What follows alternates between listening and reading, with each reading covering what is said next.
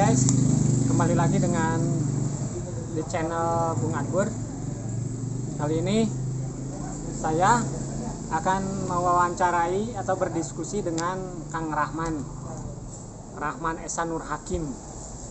Beliau ini merupakan salah satu pendiri atau owner, juga pimpinan redaksi media atau situs berita online dari thejurnal.com. Kita akan sedikit mengulas juga menimba ilmu dari beliau tentang kiat-kiat atau kisi-kisi menjadi seorang jurnalis yang profesional, terutama jurnalis di Kabupaten Garut. Kita udah sebuah situasi, kondisi, fenomena para jurnalis di Kabupaten Garut.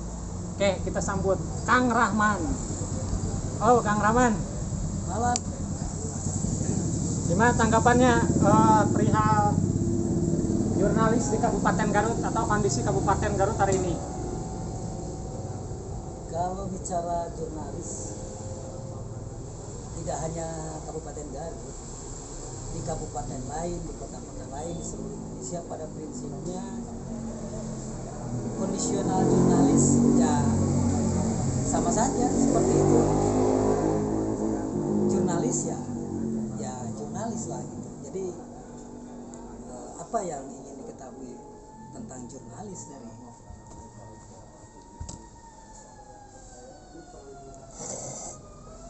Ya, di sini kan di Garut itu kan sekarang lagi banyak tuh, apalagi kopi gitu kan. Terus beredar di lapangan banyak jurnalis yang OTT gitu kan, atau jurnalis yang 86, artinya jurnalis yang tingkat pragmatis. Semuanya itu luar biasa. Anggapannya gimana? Kalau bicara jurnalis yang didapatkan OTT atau di luar konteks regulasi jurnalistik itu sendiri, itu oknum ya. Oknum. Kalau bicara oknum ya tidak hanya jurnalis, dalam semua komponen elemen sosial masyarakat ataupun di pemerintahan, oknum itu selalu ada. Yang pasti saya hanya ingin membedakan, kalau berbicara jurnalis itu berarti ruhnya jurnalistik. Beda kalau sepertinya Anda bertanya dengan wartawan. Iya. Walaupun mungkin apa bedanya jurnalis dengan wartawan? Pada prinsipnya tidak ada bedanya jurnalis dengan wartawan dalam kaidah istilah sebutan. Tapi fenomena saat ini ketika berbicara jurnalis, menurut pribadi saya, jurnalis itu adalah orang yang betul-betul melaksanakan undang-undang pers dan juga kode etik jurnalistik, seorang pewarta yang memang hasil karya wartanya ada. Itu jurnalis. Baik itu mengolah, ada tulisan, ada menyimpan sesuai lah dengan apa yang diamanatkan oleh Undang-Undang Nomor 40 Tahun 99 tentang pers. Kalau berbicara wartawan, saat ini orang biasa mungkin saja bisa siapa saja, asal dia dikasih ID card wartawan, begitu jalan keluar ID card nenteng, orang langsung melihat dia wartawan. Iya. Padahal belum tentu Jurnalis. dia itu seorang jurnalis yang disebutkan oleh undang-undang pers dan juga melaksanakan kode etik jurnalistik. Gambarannya sih kalau kita bicara jurnalis seperti itu. Kalaupun sepertinya fenomena balik lagi tadi ke OTT, ya simple. Selama seorang jurnalis melaksanakan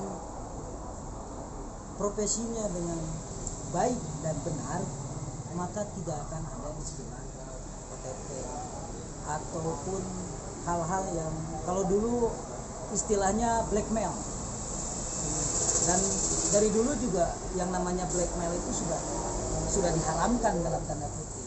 Jadi jangan bicara karena OTT itu kan berarti pemerasan ya, itu sudah masuk ke tindak pidana. Blackmail saja, menerima amplop itu sudah dilarang.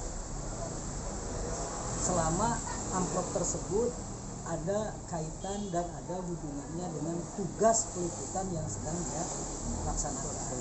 Karena ada kekhawatiran jurnalis ini menjadi tidak berimbang dalam memberitakan ataupun mempublikasikan apa yang seharusnya dia publikasikan. Karena kewajiban jurnalis ini ya ke publik, kepada masyarakat. Tanggung jawabnya Ke publik. Tanggung jawab, ketika berbicara tanggung jawab ke publik, secara pribadi dia tanggung jawab kepada Tuhan, dan secara karyanya dia tanggung jawab kepada publik. Persoalan nanti publik ini kan luas ya, dari APH, orang biasa, pedagang, pokoknya publik lah semua. Kalaupun sepertinya tanggung jawab publiknya sudah dilaksanakan dan karya jurnalistik dia kemudian ada semacam interest dari pihak APH atau dari pihak-pihak terkait yang berkepentingan dengan pemberitaannya, itu jurnalis sudah melaksanakan kewajibannya kepada publik.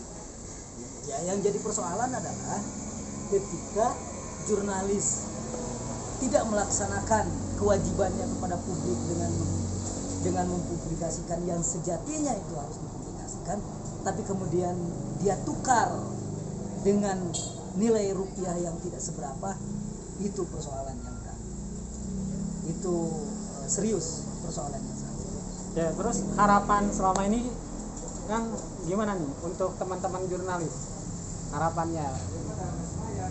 Kalau harapan saya, siapapun jurnalis ya laksanakan tugas dan fungsi jurnalis itu dengan hati nurani. Berpihaklah kepada kebenaran walaupun itu berat. Rosihan Anwar pernah berkata, kalau Anda tidak siap miskin, jangan jadi jurnalis.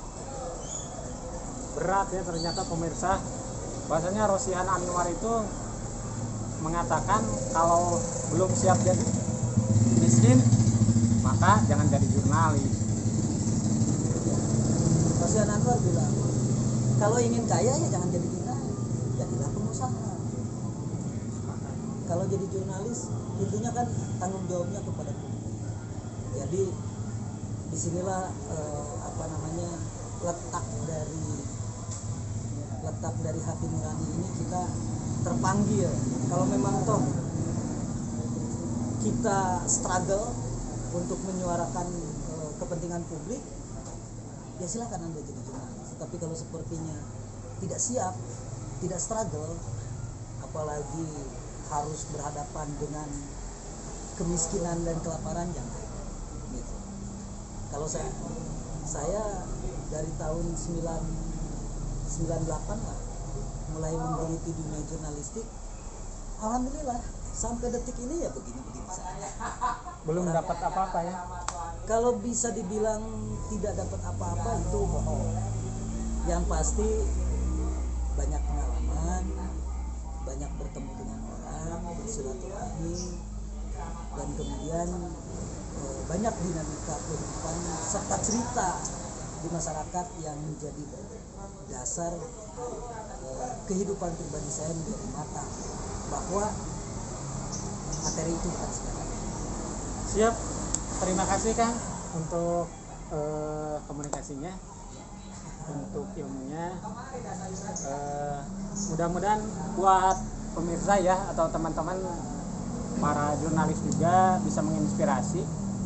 Jadi ada satu catatan yang bisa saya simpulkan daripada Pemret media online thejurnal.com, bahwasanya untuk jadi seorang jurnalis itu harus berani miskin. Terima kasih. Salam hormat, Bung Adbur.